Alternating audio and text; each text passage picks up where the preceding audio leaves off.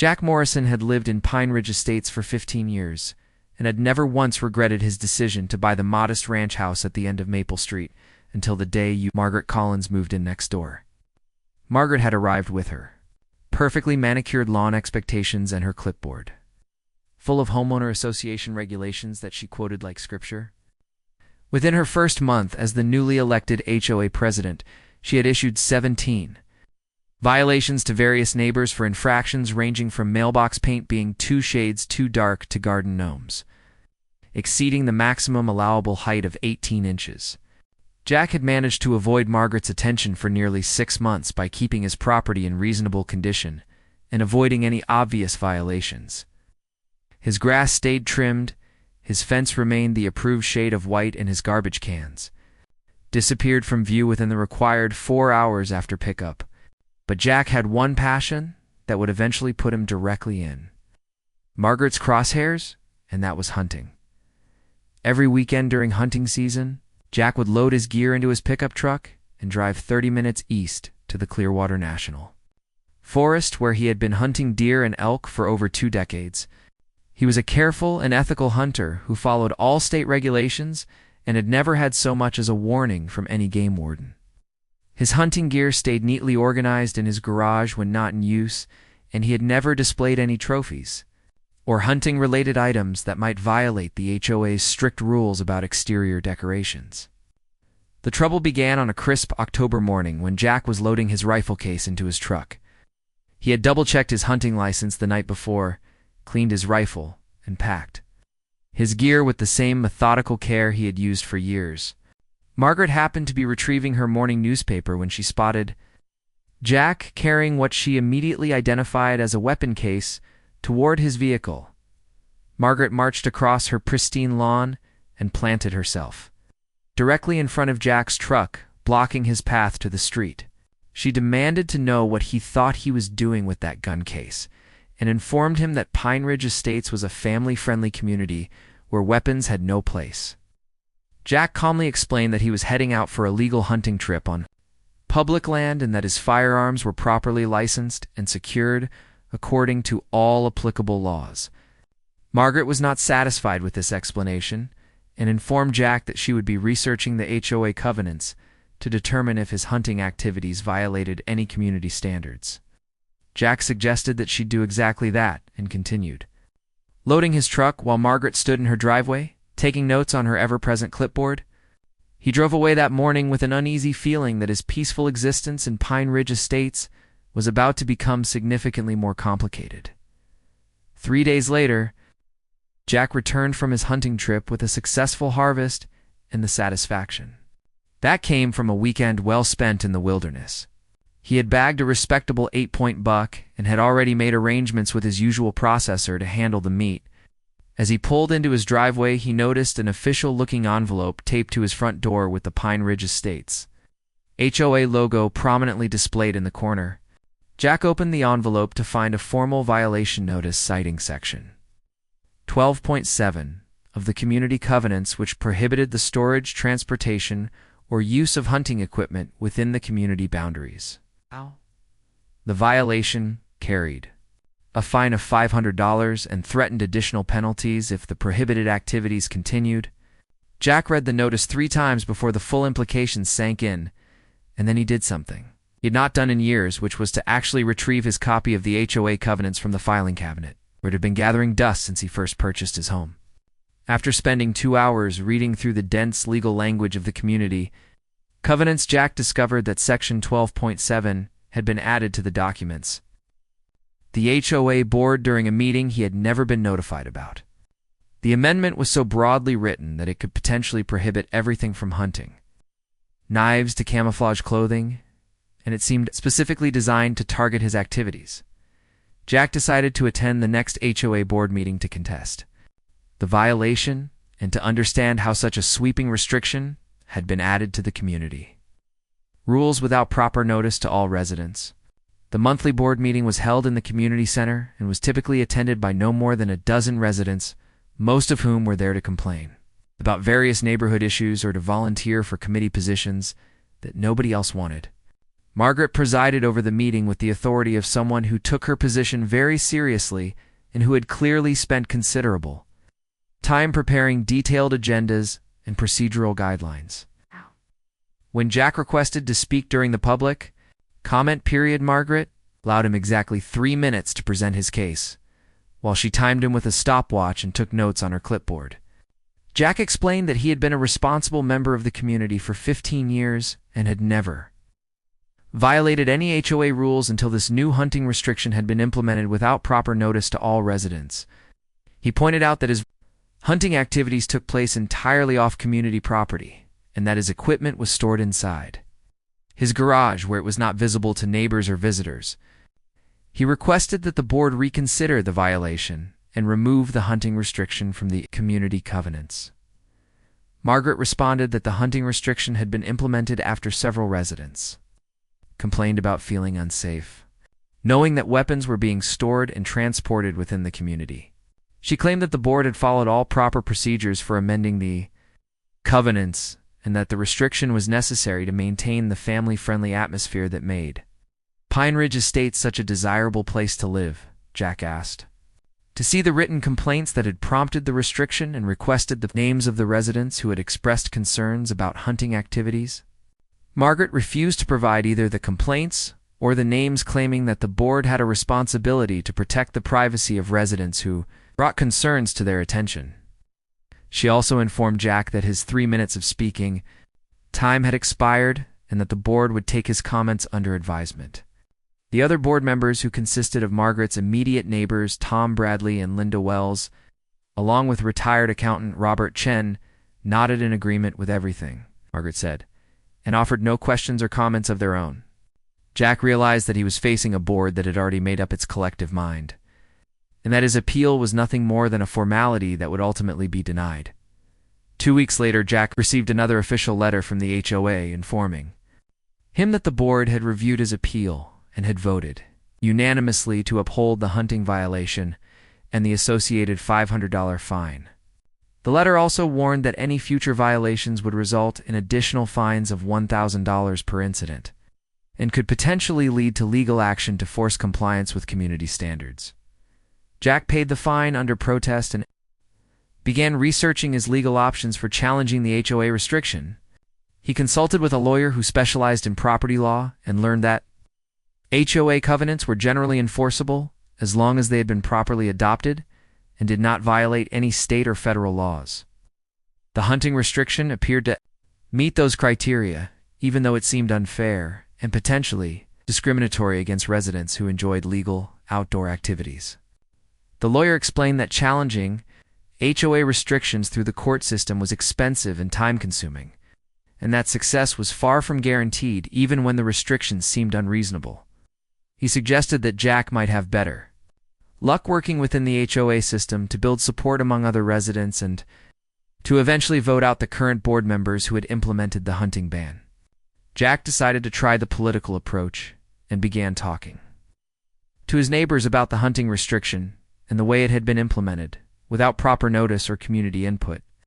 He discovered that several other residents had similar concerns about the current board and that Margaret in particular had made enemies through her aggressive enforcement of minor violations and her dismissive attitude toward resident concerns. Bill Foster, who lived 2 streets over, had received a violation for parking his work van in his driveway overnight, even though he was a plumber who needed to respond to emergency calls and had to keep his tools and equipment readily available. Sandra Murphy had been fined for planting flowers that were not on the approved list of acceptable landscaping plants, even though the flowers were native species that required less water and maintenance than the approved alternatives. Jack organized an informal meeting at his house to discuss the various issues residents were having with the current HOA board and to explore options for making changes. 12 neighbors attended the meeting and shared stories about violations, fines, and restrictions that seemed designed more to generate revenue and assert control than to maintain property values or community standards. The group decided to work together to recall the current board members and to run alternative candidates in the next HOA election, which was scheduled for the following spring.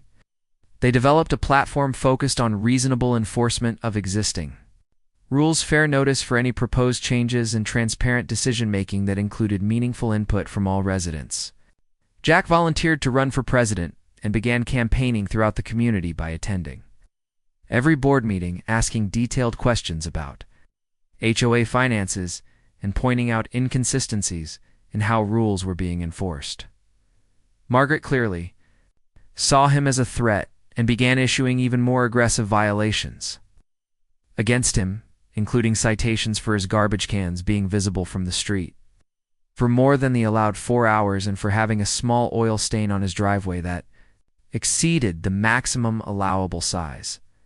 The harassment campaign backfired as other residents began to see how petty and vindictive Margaret had become, and how she was using HOA authority to target residents who disagreed with her policies.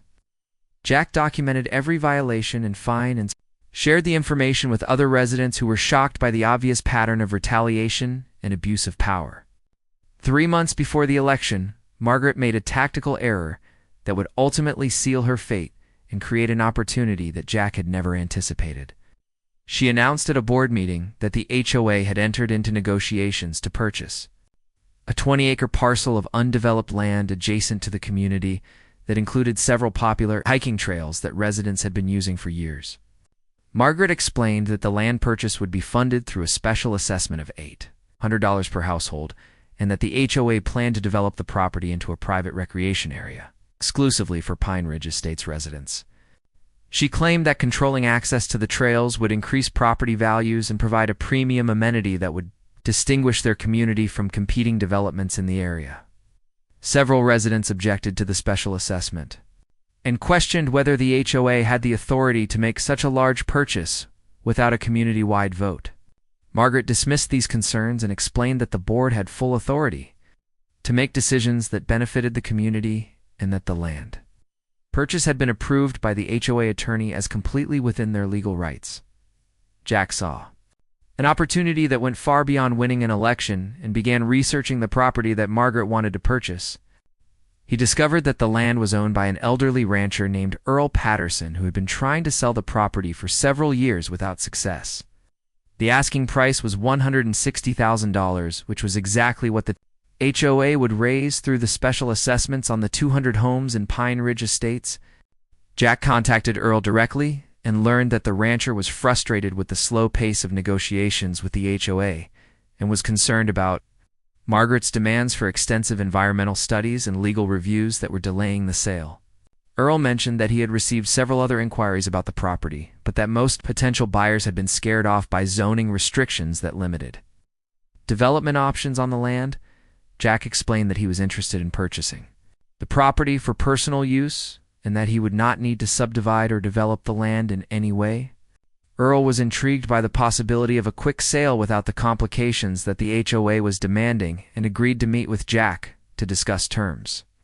They met at Earl's kitchen table on a Thursday afternoon and negotiated a deal that would close within 30 days for the full asking price of $160,000. Jack had been saving money for years with the goal of eventually purchasing a small hunting property where he could build a cabin and have a private place to pursue his outdoor activities. He had enough in savings and retirement accounts to make the purchase without financing, and he realized that buying the property would solve multiple problems, while delivering a powerful message to Margaret and the HOA board. The closing took place on a Friday morning at the office of Earl's attorney, and by noon, Jack was the legal owner of 20 acres of prime recreational land, including the hiking trails that Pine Ridge Estates residents had been using for years without permission. He spent the weekend walking the property boundaries and planning improvements that would make the land more suitable for his intended uses. Jack's first step was to have the property surveyed and to install proper boundary markers that clearly defined where his land began and where the Pine Ridge Estates community property ended. He was pleased to discover that the hiking trails were entirely on his property, and that there were no legal easements or rights of way that would allow continued public access to the land Margaret learned about Jack's purchase on Monday morning, when Earl's attorney called to inform her that the property was no longer available and that all negotiations with the Pine Ridge Estates HOA were terminated.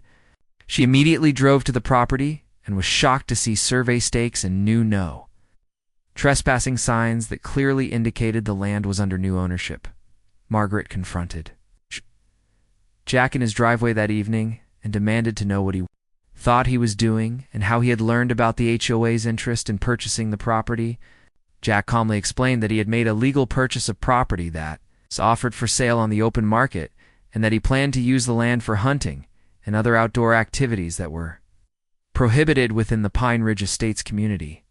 Margaret accused Jack of deliberately sabotaging the HOA's plans and threatened to take legal action if he interfered with residents' access to the hiking trails that they had been using for years. Jack pointed out that the trails had always been on private property and that previous access had been granted only through the courtesy of the former owner, who had allowed informal use without granting any legal rights or easements. Jack informed Margaret that as the new property owner, he was revoking all previous permissions for Pine Ridge Estates residents to use the trails, and that anyone found trespassing on his property would be prosecuted to the full extent of the law. He suggested that if the HOA wanted to restore access to the trails, they could make him an offer to purchase the property, for considerably more than he had paid for it. Margaret was furious and threatened to continue the harassment campaign against Jack until he sold the property back to the community at cost. Jack reminded her that she would not be in a position to harass anyone after the upcoming election and that her abuse of HOA authority had already cost her the support of most residents in Pine Ridge Estates. The news of Jack's purchase spread quickly through the community, and reactions were mixed depending on how residents felt about the current HOA board and the proposed special assessment. Those who had opposed the land purchase and the additional fees were generally supportive of Jack's actions, while those who had looked forward to having private access to the trails were angry about losing that opportunity. Jack called a community meeting at the local library to explain his actions and to address concerns about the loss of trail access. He explained that he had purchased the property to provide himself with a place to hunt and enjoy outdoor activities that were prohibited by the HOA, and that he had no intention of selling the land back to the community under the current board leadership. Jack proposed a compromise that would restore limited trail access for Pine Ridge Estates residents in exchange for the complete removal of the hunting restriction from the community covenants and the resignation of the current HOA board. He offered to allow supervised group hikes on weekends and to maintain the existing trails at his own expense if the community would agree to his terms. Margaret rejected Jack's proposal and announced that the HOA would pursue legal action to establish permanent easements for trail access based on the years of previous use by community residents. She claimed that Jack's purchase was motivated by spite and that his demands were unreasonable and vindictive toward neighbors who simply wanted to maintain community standards. Jack's attorney advised him that Margaret's threat of legal action was mostly bluster and that establishing easements based on informal previous use would be extremely difficult and expensive for the HOA to pursue. The attorney also pointed out that Jack's property rights were clearly established and that he had complete legal authority to control access to his land. The community meeting ended with residents split between those who supported Jack's actions and those who felt he had gone too far in his dispute with the HOA board. Jack realized that he would need to demonstrate that his offer was reasonable and that he was willing to be a good neighbor while still standing firm on his principles. Regarding the hunting restriction and HOA overreach, Jack decided to take a more proactive approach and began organizing hunting safety classes for any residents who might be interested in learning about firearms and outdoor activities. He partnered with the State Wildlife Agency to provide certified instruction and offered the classes free of charge to any Pine Ridge Estates residents who wanted to participate. The hunting safety classes were surprisingly popular and attracted both adults and teenagers who were curious about outdoor activities that many of them had never been exposed to. Jack discovered that several residents were interested in hunting, but had been intimidated by the HOA restriction and by lack of knowledge about where to start learning proper techniques and safety procedures. Margaret tried to organize a boycott of Jack's hunting classes and threatened to fine any residents whose children participated in activities that promoted weapons use within the community.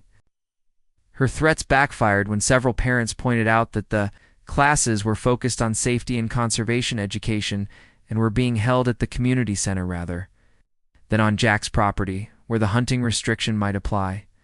The hunting safety classes helped Jack build support among residents who had not previously been involved in the HOA dispute and who began to see Margaret's restrictions as unnecessarily limiting their family's recreational opportunities. Parents appreciated having access to professional instruction that taught their children about wildlife conservation and responsible outdoor activities. Jack also began hosting monthly barbecues on his new property where he served venison and other wild game to residents who were curious about hunting and wanted to learn more about where their food came from. The barbecues became popular social events that brought together residents from different parts of Pine Ridge Estates and helped build community support for Jack's position in the ongoing dispute. Margaret's attempts to maintain control of the situation became increasingly desperate as the election approached, and polls showed that Jack and his slate of candidates were likely to win by substantial margins.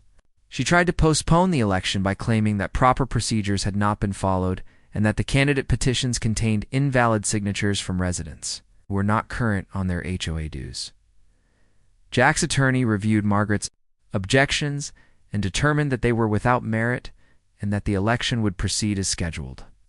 The attorney also pointed out that Margaret's attempts to manipulate the election process could potentially expose her to personal liability if residents decided to pursue legal action for abuse of authority and breach of fiduciary duty. The election took place on a Saturday morning in March and resulted in a complete sweep for Jack's candidates, with Jack winning the presidency by a margin of more than 2-1 over Margaret. The other board positions were filled by residents who had been active in opposing the current board's policies and who were committed to making significant changes in how the HOA operated. Jack's first action as the new HOA president was to call an emergency board meeting to review all pending violations and fines that had been issued by the previous board. The new board voted unanimously to dismiss any violations that appeared to be retaliatory or based on overly strict interpretations of community rules and to refund fines that had been collected for minor infractions. The hunting restriction was removed from the community covenants at the board's second meeting, and Jack made good on his promise to restore weekend trail access for Pine Ridge Estates residents.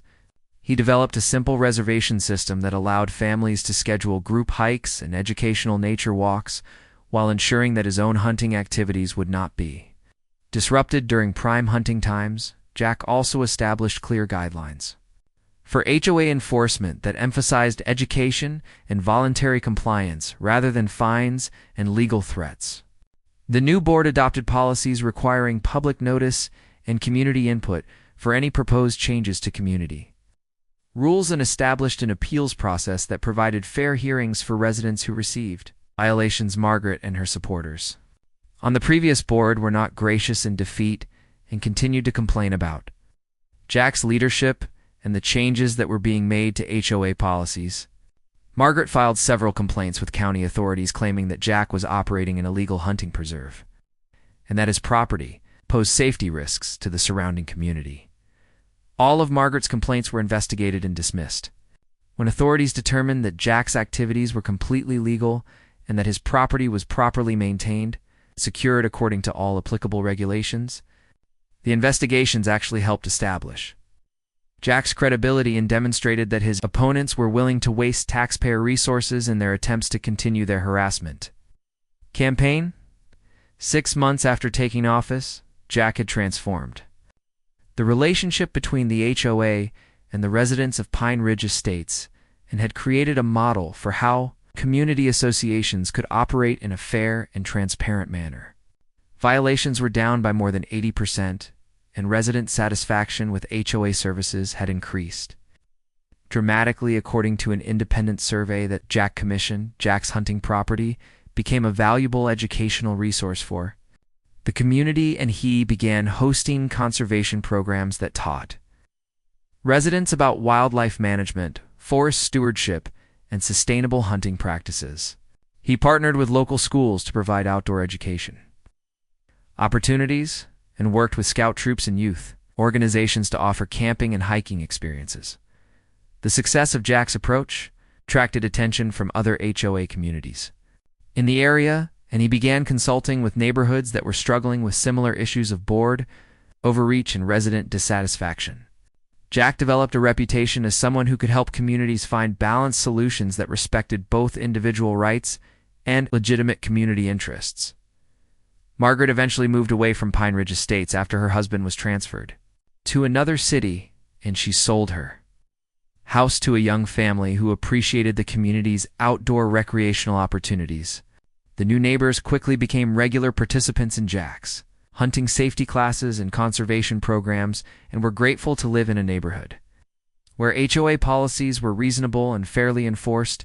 Jack continued to serve as HOA president for 3 more terms before stepping down to focus on his consulting work and his expanding educational programs. He maintained ownership of his 20-acre property and continued to use it for hunting and outdoor education, while keeping his promise to provide trail access for community residents who respected the rules and scheduled their activities appropriately. Pine Ridge Estates community became known throughout the region as an example of how HOAs could enhance rather than restrict residents' quality of life, and how conflicts between individual rights and community standards could be resolved through reasonable compromise and mutual respect. Jack's approach proved that effective leadership required listening to all residents and finding solutions that serve the broader community interest rather than personal agendas. Years later, when Jack reflected on the conflict that had transformed his quiet retirement, he realized that Margaret's attempt to ban his hunting activities had actually created opportunities he never would have imagined. By forcing him to take a stand against unreasonable restrictions, Jack had discovered leadership abilities he did not know he possessed, and had built relationships throughout the community that enriched his life in unexpected ways. The hunting property that Jack had purchased as a defensive response to HOA harassment had become the foundation for educational programs that introduced hundreds of children and adults to outdoor activities and conservation principles. The trails that Margaret had tried to control for the exclusive benefit of Pine Ridge Estates residents were now open to the broader community and were maintained at Jack's expense as a contribution to regional recreational opportunities. Jack's story became a case study in property law classes and HOA management courses as an example of how individual property rights could be used to check the power of community associations that overreached their authority. Legal scholars pointed to the case as evidence that the most effective challenges to HOA abuse often came through market mechanisms rather than court battles. The transformation of Pine Ridge Estates from a community characterized by petty restrictions and adversarial relationships to one known for reasonable governance and outdoor recreational opportunities demonstrated that HOAs could be valuable institutions when they focused on legitimate community interests rather than personal power and control. Jack's leadership proved that residents could work together to create neighborhoods that enhanced rather than limited their quality of life. Jack eventually donated a conservation easement on his hunting property that permanently protected the land from development while maintaining his right to use it for hunting, education, and wildlife management.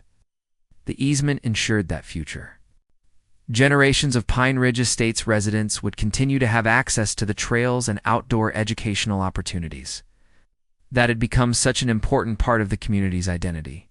The legacy of Jack's conflict with Margaret and the original HOA board extended far beyond Pine Ridge Estates and influenced HOA reform movements throughout the state. Jack's consulting work helped dozens of communities develop more balanced and democratic approaches to community governance, and his educational programs trained a new generation of outdoor enthusiasts who understood the importance of responsible land stewardship. Jack never regretted the decision to buy the hiking trails that Margaret had wanted to control, and he took satisfaction in knowing that his response to HOA overreach had created lasting benefits for his community and for the broader cause of property rights. The hunting ban that had seemed like such a threat to his freedom had ultimately led to opportunities for leadership, education, and community service that gave his retirement years purpose and meaning he had never expected to find. The story of how Jack Morrison turned HOA harassment into community transformation became a reminder that individual citizens have more power than they often realize to resist unreasonable authority and to create positive change in their neighborhoods. Jack's example showed that the most effective responses to petty tyranny often involve taking constructive action rather than simply complaining about unfair treatment. Pine Ridge Estates thrived under Jack's leadership and continued to prosper long after he stepped down from active involvement in community governance. The principles he established regarding transparent decision-making, respect for individual rights, and collaborative problem-solving became embedded in the community's culture and were maintained by the leaders who followed him. Jack's hunting property remained a centerpiece of community life and a symbol of how conflicts over individual rights and community standards could be resolved through creative solutions that benefited everyone involved. The trails that had once been the source of bitter controversy became pathways that brought neighbors together and connected the community to the natural world that surrounded their suburban neighborhood. The ultimate irony of Jack's story was that Margaret's attempt to ban hunting within Pine Ridge Estates had resulted in the community becoming more connected to hunting and outdoor activities than it ever would have been without. Jack's educational programs and conservation initiatives had introduced hundreds of residents to activities they might never have discovered if the original hunting restriction had remained in place. Jack's approach to resolving the HOA conflict demonstrated that the most powerful responses to unfair treatment often involved creating positive alternatives rather than simply fighting against restrictions. By purchasing the hiking trails and using them to build community support for reasonable policies, Jack had shown that individual initiative could overcome institutional obstacles and create lasting change. The success of Jack's strategy proved that property rights and community interests did not have to be adversarial concepts, and that creative leadership could find ways to honor both individual freedom and collective needs. Jack's example inspired other property owners to take active roles in their communities and to use their resources and abilities to promote positive change rather than simply accepting unreasonable restrictions. Jack Morrison's transformation from frustrated homeowner to community leader and outdoor educator illustrated the potential for personal growth and positive impact that could emerge from conflicts that initially seemed purely negative. Margaret's harassment had forced Jack to discover leadership abilities and community connections that enriched his life and benefited countless other residents who shared his values regarding individual rights and responsible community governance.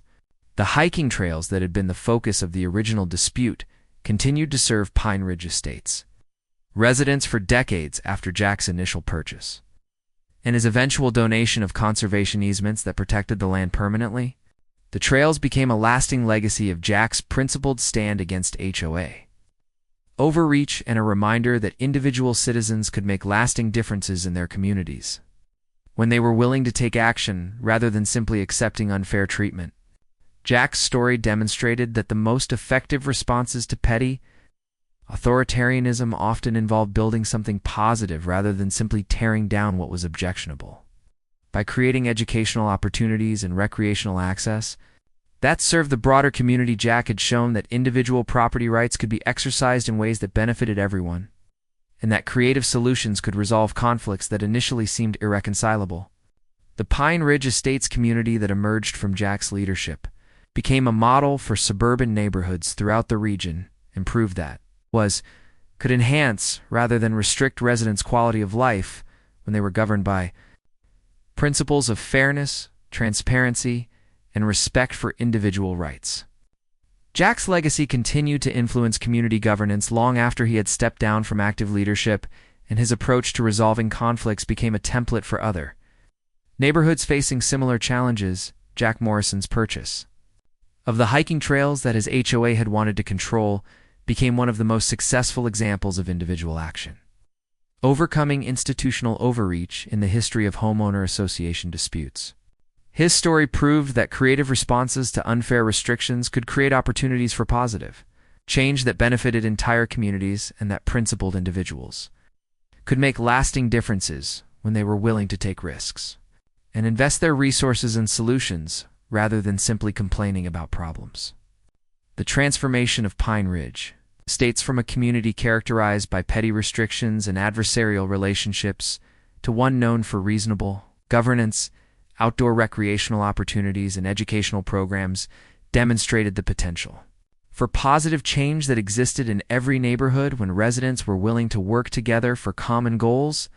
Jack's leadership showed that HOAs could be valuable institutions when they focused on legitimate community interests rather than personal power, and that individual property rights could be exercised in ways that strengthened rather than divided communities. Jack's hunting property and educational programs continued to serve the Pine Ridge Estates community and the broader region for many years after the original conflict had been resolved, and his approach to community leadership influenced a generation of residents who understood the importance of balancing individual rights with collective responsibilities. The trails that Margaret had tried to control for exclusive community use became pathways that connected Pine Ridge Estates to the larger world and symbols of how creative leadership could turn conflicts into opportunities for growth and positive change. The story of Jack Morrison and the Pine Ridge Estates HOA became a case study in effective community leadership and property rights advocacy that was studied in law schools, business schools, and public administration programs throughout the country. Jack's example showed that ordinary citizens had more power than they often realized to resist unreasonable authority and to create positive alternatives that served their community's best interests. Jack's legacy extended far beyond the boundaries of Pine Ridge Estates and influenced HOA for movements, community organizing efforts, and property rights advocacy throughout the region and beyond. His story became a reminder that individual initiative and creative problem-solving could overcome institutional obstacles, and that principled stands against unfair treatment could create lasting benefits for entire communities. The hiking trails that Jack purchased to prevent HOA control and then opened to community use became a permanent part of Pine Ridge Estates' identity and a lasting monument to the power of individual action in service of community interests. Jack's approach to resolving the conflict with Margaret and the original HOA board demonstrated that the most effective responses to petty tyranny often involve building something positive rather than simply fighting against what was objectionable. Jack Morrison's transformation from frustrated homeowner to community leader, outdoor educator, and property rights advocate illustrated the potential for personal growth and positive impact that could emerge from conflicts that initially seemed purely negative. His story proved that creative responses to institutional overreach could create opportunities for leadership, service, and community building that enriched the lives of everyone involved and created lasting benefits that extended far beyond the original dispute. The Pine Ridge Estates community that emerged from Jack's leadership became a testament to the power of principled individual action in service of collective interests and a model for how suburban neighborhoods could balance individual rights with community standards in ways that enhanced, rather than restricted, residents' quality of life. Jack's example continued to inspire community leaders and property rights advocates long after the original